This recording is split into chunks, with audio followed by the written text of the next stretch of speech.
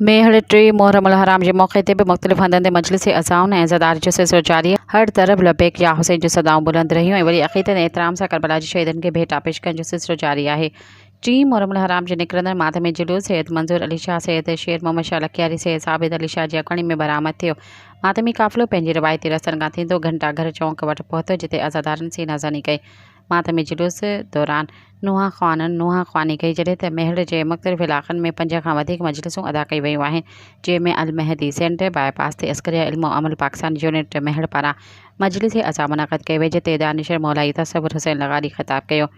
मदरसा सफ़ीना अहल बैत अलैहिस्सलाम में शिया उलमा काउंसिल पाकिस्तान तालका मेहड़ पारां अशरा जी मजलिस थी गुज़री, जंहिंखे अल्लामा अब्दुल रसूल महसनी ख़िताब कयो।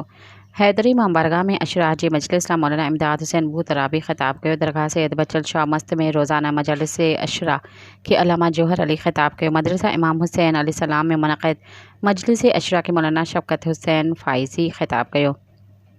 मुक़र्रिरीन ख़िताब कंदे चयो त इमाम हुसैन अलैहिस्सलाम जानिन जो नज़रानो ॾेई इस्लाम खे बचायो आहे। ॿिए तरफ़ क़ाफ़िले में शामिल मोमिनीन पारां मातमी जुलूस जे रूट ते पिणु सफ़ाई न हुजण वारियुनि शिकायतुनि बाद असिस्टेंट कमिश्नर मेहड़ ग़ुलाम फ़ातिमा घलो मरकज़ी इमाम बारगाह खां घंटा घर चौक ताईं रूट जो जाइज़ो वरितो।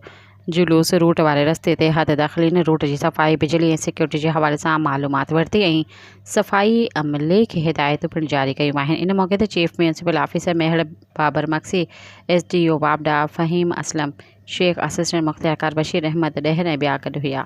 सब्सक्राइब कयो अवामी न्यूज़ HD खे ऐं ताज़ा तरीन ख़बरुनि लाइ ॾिसंदा रहो अवामी न्यूज़ HD।